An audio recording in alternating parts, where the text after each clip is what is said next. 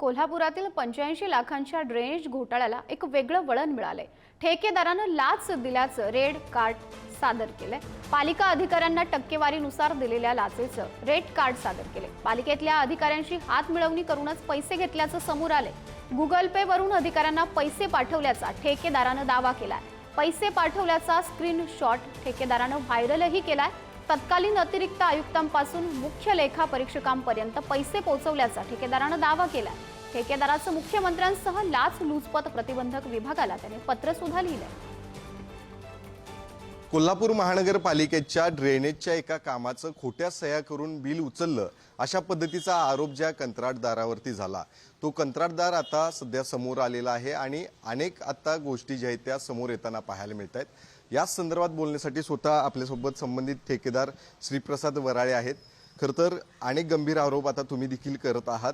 नेमका हा प्रकार काय होता ज्या खोट्या सहीचा आरोप तुमच्यावरती झाला आणि जे पैसे उकळले गेले असं म्हणण्यात येत आहे, त्यामध्ये नेमकं तथ्य काय आणि तुमची बाजू आता नेमकी काय आहे? माझ्यावरती आरोप करण्यात आला की 85 लाख रुपये या सगळ्यांच्या खोट्या सह्या करून मी सह्या घेतल्या आणि ते बिल मला मिळवलं। साधारण 14 ते 15 सह्या आहेत या बिलावरती।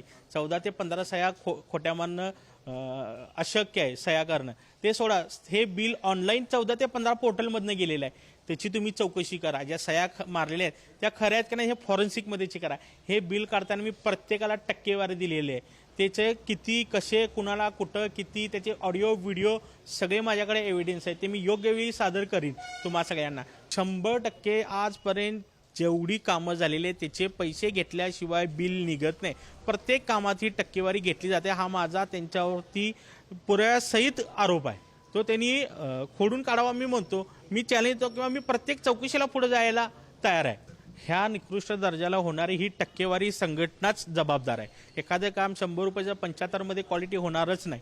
हे मी धाडस करून हे आज सगळ्यांच्या समोर मी मांडत आहे। ह्याला सर्वस्व जबाबदारी अधिकारी आणि भ्रष्ट अधिकारी। मी एवढंच सांगेन, सध्याच्या परिस्थितीत सांगलीतला जसा हर्षल झाला तसा मी कोल्हापुरातला हर्षल होण्याच्या परिस्थितीत मला यांनी आणलेलं आहे।